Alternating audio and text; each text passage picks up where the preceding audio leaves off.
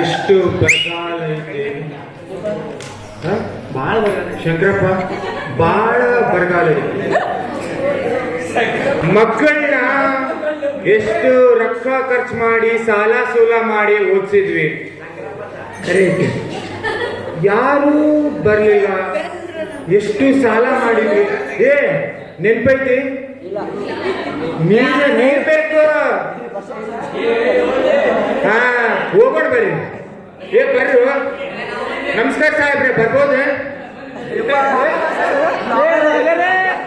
ನೋಡಿ, ನಮ್ಮ ಹೊಲಕ್ಕ, ನಮ್ಮ ಹಳ್ಳಿಗೆ ನೀರ್ ಬಿಡ್ಬೇಕು. ನೀವು ದಯಮಾಡಿ ಹೊಲಕ್ ನೀರ್ ಬಿಡ್ರಿ. ಫೋನ್ನಾಗ ಸಾಕ್ ಮಾಡ್ರಿ. ಓದಿದ್ದಕ್ಕೆ ತಕ್ಕಂತ ಕೆಲಸ ಮಾಡ್ರಿ.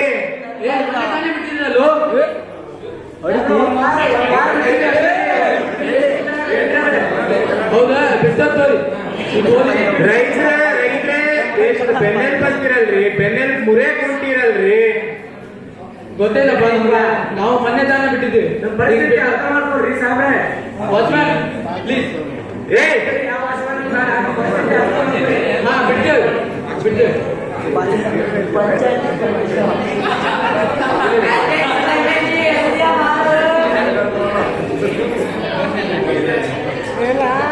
ಎಷ್ಟು ಸಾಲ ಮಾಡಿ ಮಕ್ಕಳನ್ನ ಓದಿದ್ವಿ.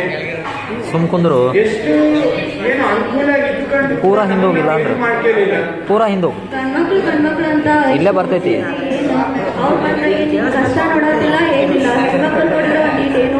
ಯೂಟ್ಯೂಬ್ದಾಗ ಮಂದಿ ನೋಡ್ತಾರ. ಏನಿಲ್ಲ, ನಮ್ ಕಷ್ಟ ನೋಡೋರು ಯಾರು? ನನ್ ಮಗ ದೊಡ್ಡ ಕಂಪ್ನಿ ಇಟ್ಟಾನ ರಾಸಾಯನಿಕ ವಸ್ತುಗಳದು. ಆದ್ರೆ ಎರೆಹುಳದ್ದು ಎಲ್ಲ ಸಾಯಿಸಿ 60 ವರ್ಷದ ಶೇಕಡ ಜೀವಾವಧಿ. ಈಗ 60 ವರ್ಷಗಳ ನಾವು ಬದುಕಲಿಕ್ಕೆ ಸಾಧ್ಯ ಆಗ್ತಿಲ್ಲ. ಆಗ ನಾವು 100 ವರ್ಷದ ಕಾಲ ಬದುಕ್ತಿದ್ರು. ಈಗ ಅದು 60% ತಳ ಬಂದೈತಿ. ಯಾಕಂದ್ರೆ ಬಯೋ ಪ್ರಾಡಕ್ಟ್ ನನ್ನ ಮಗನೇ ಮಾಡಂತ ನನಗೆ ಬಹಳ ಹೃದಯ ಘಾತ ಆಗ್ಲಿಕ್ಕೆ ಕಾರಣ ಆಗ್ತದೆ. ಇನ್ನೊಬ್ಬ ಮಗ, ಮೂರನೇ ಮಗ ಇಂಜಿನಿಯರ್. ನನ್ನ ಮನೆ ನೀರ್ ಸೋರ್ತಾವ. ನನ್ನ ಮನೆ ಕಟ್ಸ್ಕೊಳ್ಳಿಲ್ಲ, ದೊಡ್ಡ ದೊಡ್ಡ ಇಂಡಸ್ಟ್ರಿ ಕಟ್ಸಾಕತ್ತ. ಇದೆಲ್ಲ ನೋಡಿದ್ರೆ ಬಹಳ ಕಷ್ಟ ಆಗ್ತದೆ.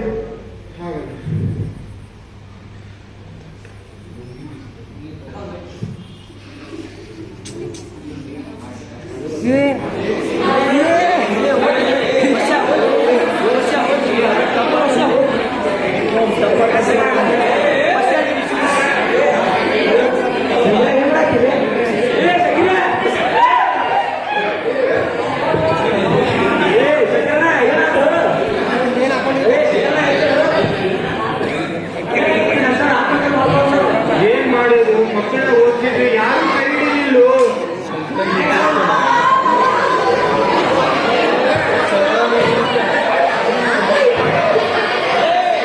ಇನ್ನೂ ಶಟ್ದಿಲ್ಲಪ್ಪ ಅವ, ಹಾಳಾಕೋಬೇಡ್ರಿ.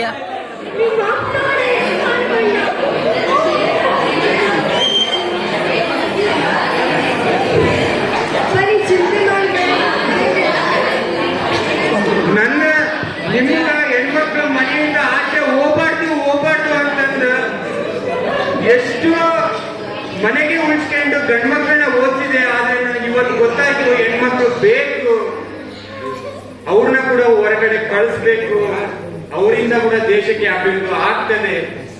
ಈಗ ತಿಳಿತಾ ಇದೆ. ಬಹಳ ಕಷ್ಟ ಆಗ್ತದೆ. ಎಲ್ಲ ಮೀರಿದ ಮೇಲೆ ಯಾರು ಕೂಡ ಬರಲ್ಲ. ದುಃಖ ತಡಿಲಿಕ್ಕೆ ಆಗ್ತಿಲ್ಲ.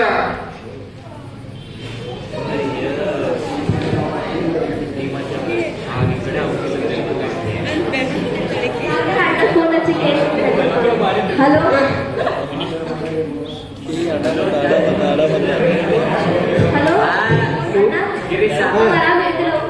ಏನಾಗಬೇಕಿತ್ತು? ಏನಂತ ಕೆಲಸದಲ್ಲಿ ಏನ್ ಬೇಕಾಗಿತ್ತು? ಸ್ವಲ್ಪ ಅರ್ಜೆಂಟ್ ಇತ್ತು. ಏನ್ ಅರ್ಜೆಂಟ್ ಇತ್ತು? ಅಪ್ಪ ಆರಾಮಿಲ್ಲ, ಊರಿಗೆ ಬರ್ಬೇಕಿತ್ತು. ಇಲ್ಲ ನಿಂಗೆ ಎಷ್ಟು ಬೇಕು ರೊಕ್ಕ ಅಷ್ಟು ಕಳಿಸಿ. ರೊಕ್ಕ ನೀ ಬರ್ಬೇಕಿತ್ತು. ನಂಗೆ ಬರೋದಾಗಲ್ಲ, ಕೆಲಸ ಇತ್ತು ಬಾ, ನಿಮ್ಗೆ ದೊಡ್ಡ ಕಂಪ್ನಿ ಐತಿ. ಬೇಡ ಇಡು.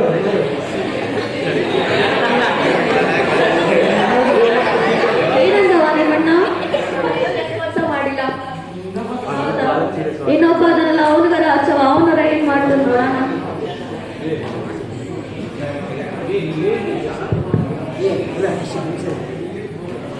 ಹಲೋ ಹಲೋ ಹಲೋ ಮಂಜ. ಹಾಂ ಹೇಳಪ್ಪ, ಹಲೋ ಹಲೋ, ಇಲ್ಲಿ ಮಕ್ಕ ಏನು ಹೋಗ್ಲಕ್ಕ? ಅಲ್ಲಪ್ಪ, ನನಗೆ ಐಟಿಗೆ ಫೋನ್ ಮಾಡಿ ಡಿಸ್ಟರ್ಬ್ ಮಾಡ್ಬೋಣ, ನನಗೆ ವರ್ಕ್ ಭಾಳ ಇದೆ. ನನಗೆ ಪದೇ ಫೋನ್ ಮಾಡಿ ಡಿಸ್ಟರ್ಬ್ ಮಾಡಿಬಿಡಿ, ಕಟ್ ಮಾಡಿ. ಇವ್ರು ಕೇಳಿಲ್ಲ, ಏನ್ ಮಾಡೋದು? ಅಷ್ಟಕ್ಕೆ ಯಾರು ಆಗ್ಬರ್ತಿಲ್ಲ, ಮಕ್ಕಳಂತ ಇಷ್ಟೆಲ್ಲ ಓದಿಸಿದ್ರು ಏನೂ ಆಗ್ಬರ್ತಿಲ್ಲ.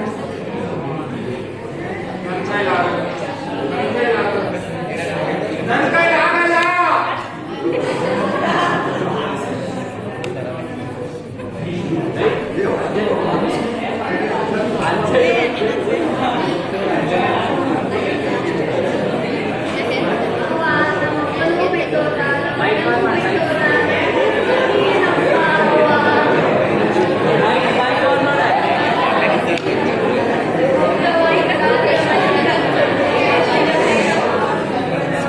ಏನ್ ಮಾಡ್ಬೇಕವಾ ನಾನು? ಹಿಂಗ್ ಮಾಡಿದ್ರೆ ನಾವೇನ್ ಮಾಡ್ಬೇಕು ಹೇಳು? ಅವ್ರು ಮಾಡಿಲ್ಲ ಅಂತ ನಾವು ಮಾಡಿಲ್ಲ, ನಮಗೆ ನಾವೇ ಹೇಳ್ಕೊಳ್ಳೋದು. ನಮ್ಮ ಅಪ್ಪಗೆ ಎಷ್ಟು ಓದಿಸಂದ್ರು ಗಂಡ್ಮಕ್ಳು ಅಂತ ಓದಿಸಿದ, ಏನು ಆಗ್ಲಿಲ್ಲ, ಏನು ಬಿಡ್ಲಿಲ್ಲ. ಅವ್ರು ನೋಡಿದ್ರೆ ನೋಡಕ್ ಬರ್ತಿಲ್ಲ ಈಗ.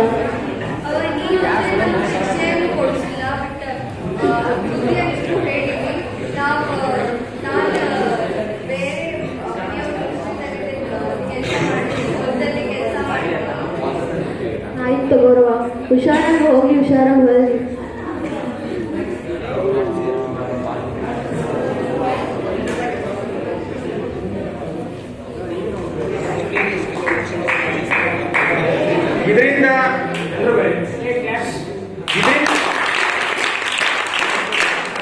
ಇದರಿಂದ ಏನಾಗತೈತೆ ಅಂತಂದ್ರೆ ಒಂದು ಹೆಮ್ಮೆಯ ವಿಚಾರ ಇಲ್ಲಿ ಹೇಳಲಿಕ್ಕೆ ಇಷ್ಟಪಡ್ತೀನಿ.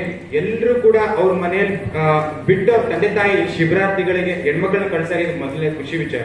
ಈ ಮಾಡಿದ್ದು ಹಿಂದಿನ ಕಾಲದಾಗ ಇಲ್ಲೆಲ್ಲ ಆಗ್ತಿತ್ತು. ಬಟ್ ಈಗೆಲ್ಲ ಹಳ್ಳಿ ಕಾನ್ಸೆಪ್ಟ್ ಇಟ್ಕೊಂಡು ನಾವು ಮಾಡಿವಿ. ಏನ್ ಥಿಂಕಿಂಗ್ ಬರ್ತೈತೆ ಅಂತಂದ್ರೆ ಅವಾಗಲ ಬರೀ ಮನೆಗ ರಾತ್ರಿ ಆಯ್ತು, ಈಗಾದ್ರೂ ಕೂಡ ಐತೆ ಅದು ಹಳ್ಳಿ ಪ್ರದೇಶದಾಗ. ಬಟ್ ಅದನ್ನ ಎಷ್ಟು ನಾವು ತಡೆಗಟ್ತೀವಿ, ಯಾಕಂದ್ರೆ ನಾವು ಜಾಗೃತಿ ಮುಖ್ಯಬೇಕು. ಇನ್ನೊಬ್ರಿಗೆ ಹೇಳೋದಕ್ಕಿಂತ ನಾವು ನೆಟ್ಟಗಾದ್ರೆ ಹೆಣ್ಮಕ್ಳನ್ನ ಕೂಡ ಮುಂದೆ ತರ್ಬೋದು. ಗಂಡ್ಮಕ್ಳಿಗೆ ಈಗ ಎಲೆಕ್ಷನ್ ಕೂಡ 30% ಇದೆ, ಅದು 50% ನಾವು ಮಾಡ್ಲಿಕ್ಕೆ ಸಾಧ್ಯ ಆಗ್ತದೆ ಅಂತಂದು ಇಲ್ಲಿ ಹೇಳಿ